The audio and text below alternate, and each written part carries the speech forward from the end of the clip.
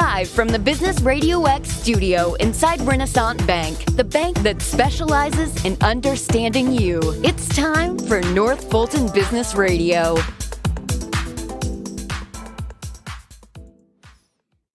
Welcome back to another edition of North Fulton Business Radio. I'm John Ray, and folks, we are broadcasting as usual from inside Renaissance Bank in beautiful Alpharetta, beautiful and hot Alpharetta.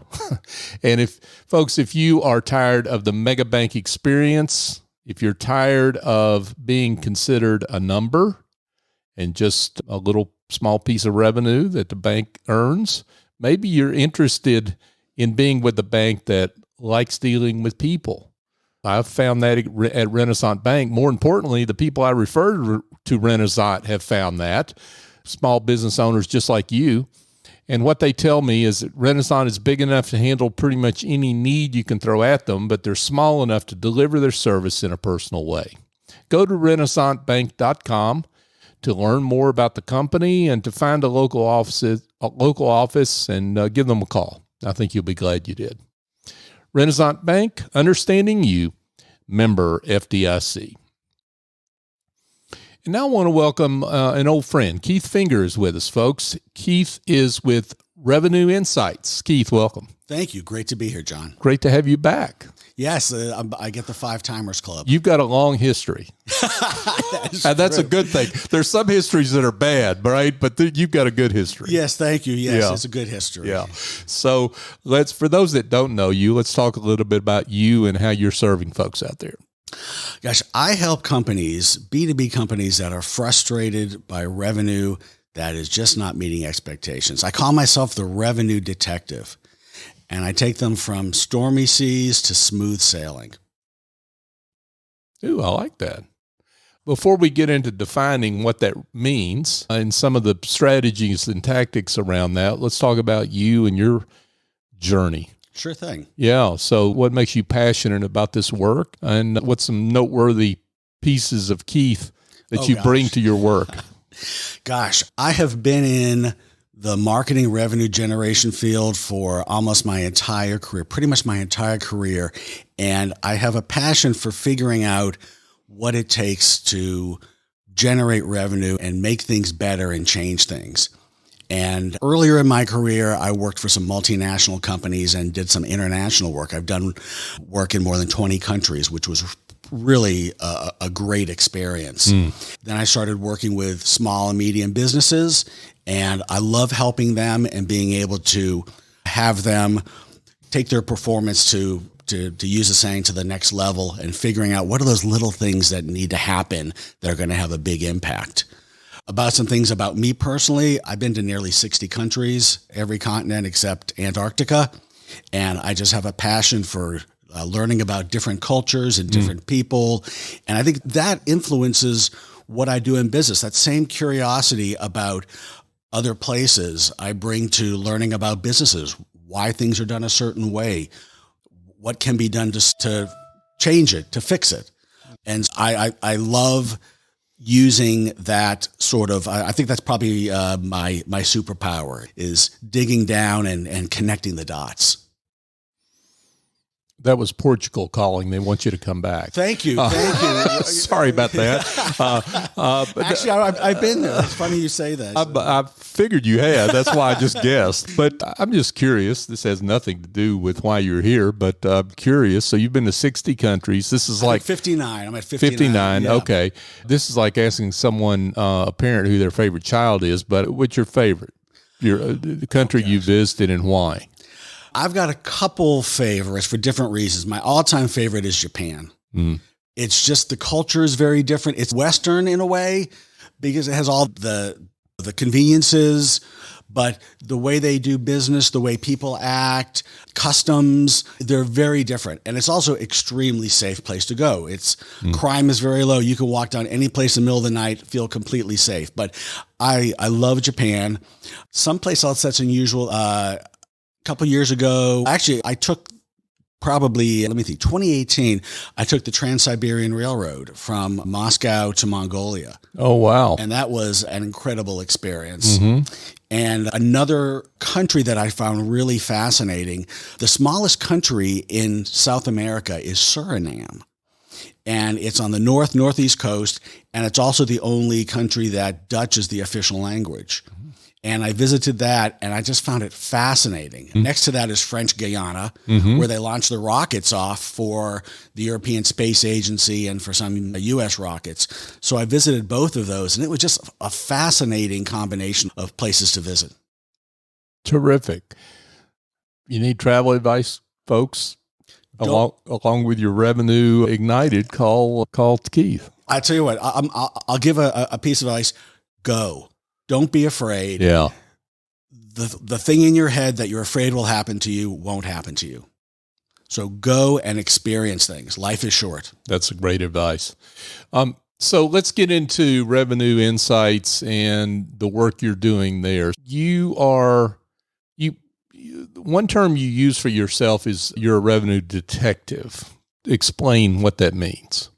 Companies, they actually have 4 different areas, 4 different levers that influence revenue, that they can pull those levers.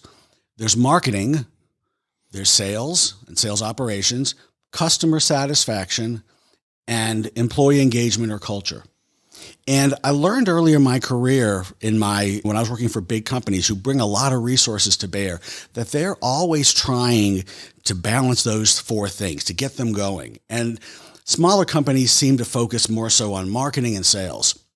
And so I learned as I was helping companies that if I just focused on one area, and earlier in my career I was more of a CMO for hire, that there are these other areas that were going to affect my work for better or for worse, usually for worse, if I didn't pay attention to them. So I would do an assessment of everything that was going on. I love that part of the work. And so I would do an assessment not only of what they were doing on the marketing side, which is more than just promotion. You know, most people think marketing is, it's promotion, it's SEO, it's Google ads, whatever it might be. But it's everything. Marketing is actually everything from, you're familiar with the 4 Ps, right? Product, price, place or distribution, and then promotion. Most companies focus on promotion, but you got to be selling the right thing to the right people at the right price. There you go. Yeah, I've got a faint interest in that. Yeah, do you know somebody who's I think I do, yeah. I enjoyed looking at everything that was going on in the company from soup to nuts, because I knew if I didn't do that, the impact I would have would be limited. And so that's how I help folks, by seeing all this stuff and saying, you've got this over here, which is impacting this over here.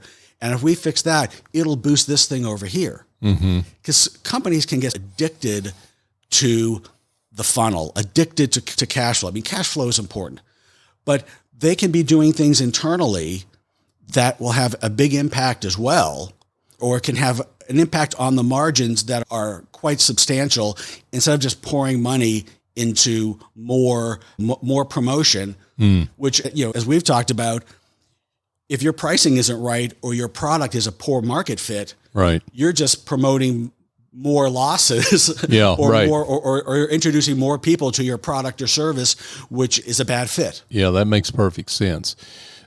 So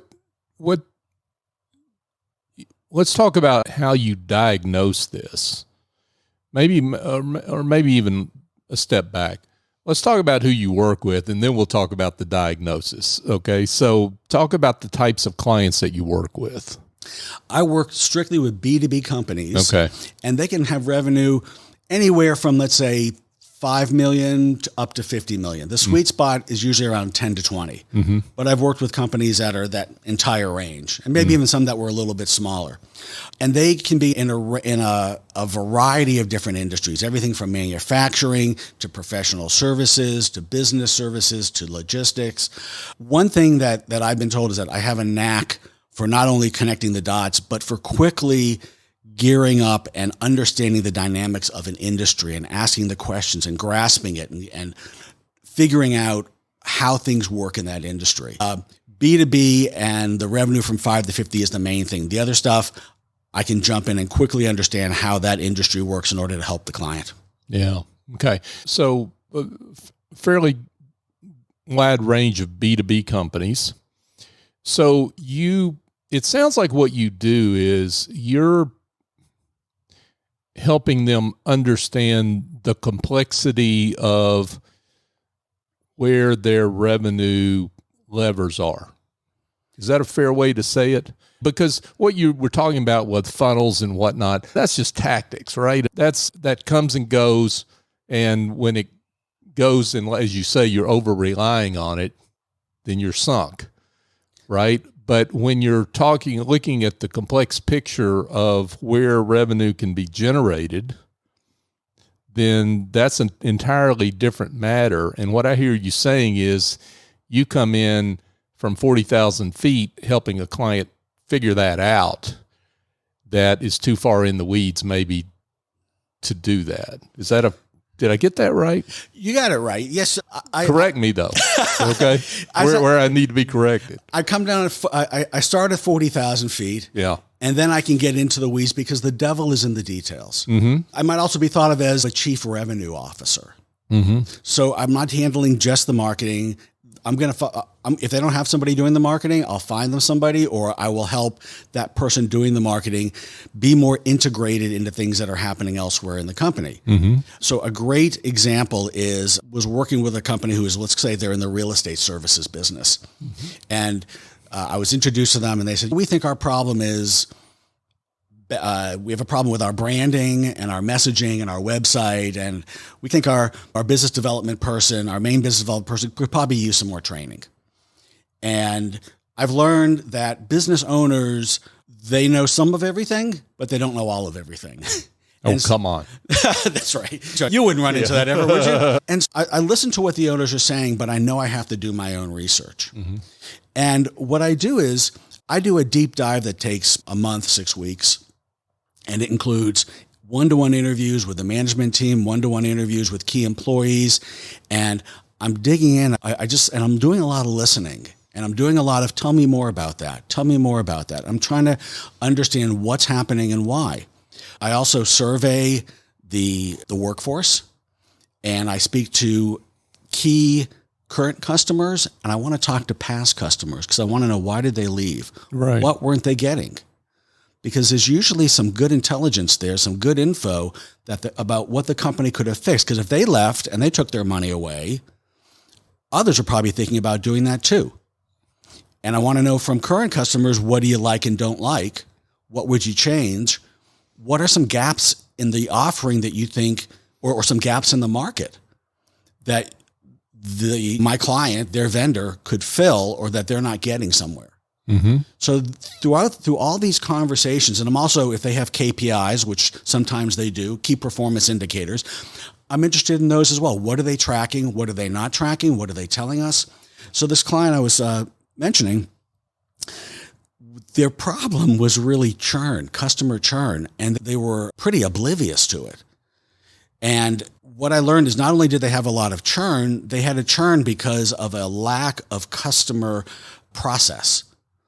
Everything was just the way they serviced customers. None of it was documented. It was all just handed down. There was no real onboarding of how we do business here. And what ended up happening is when things went bad, it just turned into a really bad situation to fix it for that particular client. And frequently they left.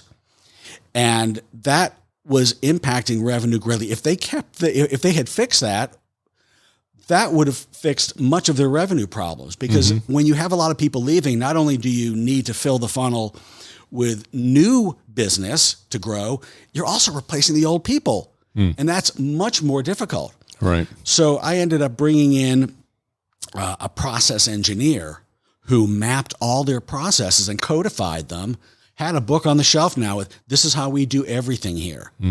What I learned from the employees was that many of them haven't been reviewed in years. And when I asked the owners about that, tell me a little bit about why that is. They said, if we review them, then we have to give them a raise. Yeah. Okay. Yeah. I was like, yes, but there's ways to separate the review from the raise process, so they're not just sitting there waiting, just tell me my number. Right. And also, I don't think their employee handbook hadn't been updated in a while. So there was an issue as well of employee engagement and culture. Of course. Now, I also had to fix the stuff going on with the branding, and the messaging wasn't great, and there were some training issues with the salesperson. But to me, that was a low-hanging fruit. The stuff that really made a difference was stemming the flow of the churn of people leaving and going and then figuring out why that was and bringing in that right resource. If I had simply relied on fixing the funnel, that would have been more people to come in and more churn. Right. And that wouldn't have fixed it. So that's a great example of trying to figure out how everything is related and what really is going to make a difference. Yeah. Keith Finger is with us, folks, CEO and founder of his company, Revenue Insights. Keith, why don't businesses do this themselves? Johnny, it's like the old thing, working in the business versus on the business. And a lot of times business owners can be mystified by some of these things. And they're also, I think, a little bit oblivious to them, I've learned. They hear certain stuff, they don't hear other stuff. And they think they're doing what needs to be done because they've been told by a certain vendor that, oh yes, I'm a marketing person, they'll say. And the marketing person is doing SEO, or they're doing sales training. Sales and marketing need to work together. And famously, sales and marketing it's the famous two departments that butt heads. And a lot of companies are siloed. Departments are siloed. They're not working with each other. They're just keeping their heads down, doing their stuff. So it's a combination of things. It's awareness of the owner. It's the departments working together, because nowadays, John, the world has changed, not only because of the pandemic, but just everything. The departments, they're more integrated. They need to work together. Revenue is not as simple as just throwing something out there. And I'll add that I'm not looking just at generating new revenue, but like with the example with that company, retention. How do you retain revenue? How do you get more business from the people who already love you and are using you, instead of always looking for new? How can you grow your business with them? What other things? So it's looking for opportunities to fix and improve both of those things. So the example you talked about, that was really an effective example, because I'm getting back to this word complexity, right? There's no simple answer for why revenue has stagnated. Generally, there's not. There's not one thing. At a certain size. Yeah. Sometimes if it might be possible to go and say, oh, if you only fix this, your messaging might be it. Your branding might be. If you only had better salespeople or a better trained sale or better. Sometimes it is that. But I've noticed that there is a range of things that have to happen. I had another client who was in the manufacturing area. They were mostly getting clients from middlemen. And so their margins were lower because their middlemen had to mark it up. And one of the things that I did was help them to develop their direct business. That involved branding, that involved marketing, that involved training the salespeople on how to change from being farmers to being hunters. And then there's an element there of customer satisfaction, because it wasn't just relying on their middlemen to do customer satisfaction. Now they have to be the ones to be responsible for that and checking in and making sure that clients are getting what they need and being proactive about that. And I would add that the fourth element, employee experience or culture, because now the company is changing. They're doing things differently. They're adding in this new element, helping the employees understand what's going on and getting them on board and making them feel good about it, as well as just from a baseline, understanding how do they feel already before we get this large new venture going. You've been at this a minute or two, and so you've got a perspective that a lot of people don't have because of your experience. You talked about employee engagement and employee satisfaction and how that translates into revenue. Do you find that's getting a lot of press here in the business press here in the last few years? Do you affirm that has become more important? I know it's always been somewhat important, but that it's even more important now than ever in order to attract and retain the people that you want, that you've got to be extremely proactive when it comes to employee engagement and rewarding good activity and what have you. Oh, for sure, for sure. Because somebody will do their job. And let's admit, somebody will do their job at a higher level if they enjoy working there. Mm-hmm. And if people feel respected, if they feel listened to, if they feel like they're part of the business, and I don't just mean because they're getting paid, they're part of the business, but if they feel, and this is an overused term, like family, but people want to feel like, hey, I like going into work every day and I'm going to give it my all, or I'm going to give it a good level of work because I really enjoy what I do. You want people to enjoy what they do. Mm-hmm. You want people to feel listened to and that they have a stake in it. And one of the questions I asked John when I do my survey is, a survey of the employees is, if this company were an employee, how would you describe them? Excuse me, if this company were a person, how would you describe them? Oh boy. Yeah. And and you get some very interesting feedback from that. And so that will tell me a lot about how they view working there. And many times the owners don't know about that. People are just doing their job with their heads down and grumbling under their breath. And the owner thinks everyone's giving it their all, but they're just putting in their hours. So being able to uncover this, and what I find also when I'm both talking with employees and when I'm talking with clients and past clients, they tell me stuff they're not going to tell the company. Yeah. Obviously, the employees, they're concerned about confidentiality. They don't want to be retaliated. But even customers, they don't want to hurt anybody's feelings, and maybe they're afraid that the company is going to be defensive or whatever. They'll tell me. And I uncover stuff that people will not uncover because sometimes clients will go, I can just do my own survey. And when I do that, no one responds.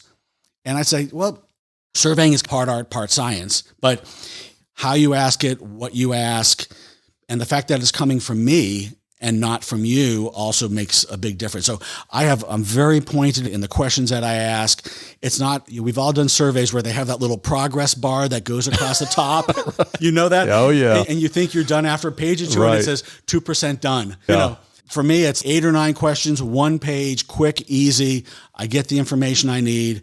I ask them for their contact info if they will give it to me so I can follow up. But they know it's not the company. They know it's an outsider, and they're more likely to talk to me and tell me that information. Yeah, even if they know the company's hired you and whatnot, right? Having that intermediary is a good thing. Yeah. And I give the company a sample email to send out that says, hey, we've hired this person. Your voice is important to us, Mr. and Mrs. Customer. So we've hired this company. So even them saying that we want to know is such a great thing to tell this client. And then I'm following up with that because a lot of companies don't ask the questions.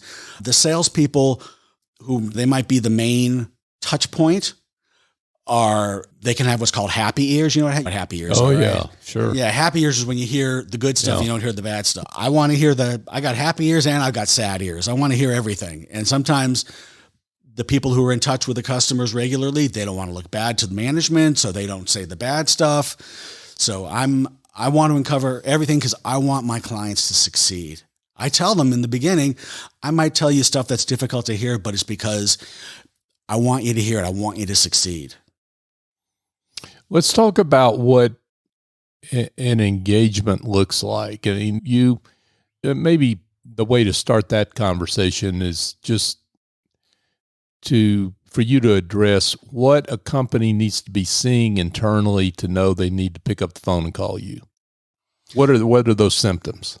Yeah, the symptoms, there could be a few different things that companies say. They say, you know what, at the 40,000 foot level, revenue is just not where we want it to be. Sometimes they've tried stuff and it has worked. They've hired a marketing person who's done very tactical stuff and it hasn't helped. They've tried doing some things here. They've touched some stuff there. Or they could just be totally, I don't know where to start, they might say. But I know there's a problem and maybe we've done some stuff, maybe we haven't done stuff. But darn, there's this thing and I can't let it go on any longer. And a lot of companies, they suffer in silence.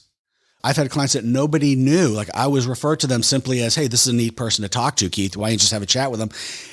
But the person referring me didn't know that they were having a problem because the owner just felt, probably a bit of shame and a bit of guilt about how things were going. And I just happened upon the situation and they're like, wow, I'm so glad we were introduced because I've had this thing and didn't know where to go with it. And more than one person has said, after me having my initial kind of debrief with them, wow, I feel like I've been to a shrink because I've really been able to unload some concerns I've had to somebody who sounds like they're going to listen and they're going to help me work it out. So so the initial, let's say 2-hour conversation, just me understanding what's happening and why, what they've tried already, what's worked and what's haven't worked. And then I come back with a proposal to do this assessment. It's one of the two main things that I do. And the assessment is what I described with looking at all these different departments, looking at the metrics, talking to customers, understanding what's happening and why, depending upon how many conversations I have with people and interviews, a month, 6 weeks worth of work. And then I come back and I do a PowerPoint presentation that could last a couple, 3 hours. And I also give them binders with the report and recommendations, timeframes, and some estimated costs. And also for my conversations with clients, who are the ones who are okay with the information being recorded, I give them the transcripts of those conversations so they hear themselves what the clients want, or they see those printed out words themselves. And that's really powerful because it's one thing for me to say, this client said that. Then they read it in the transcript.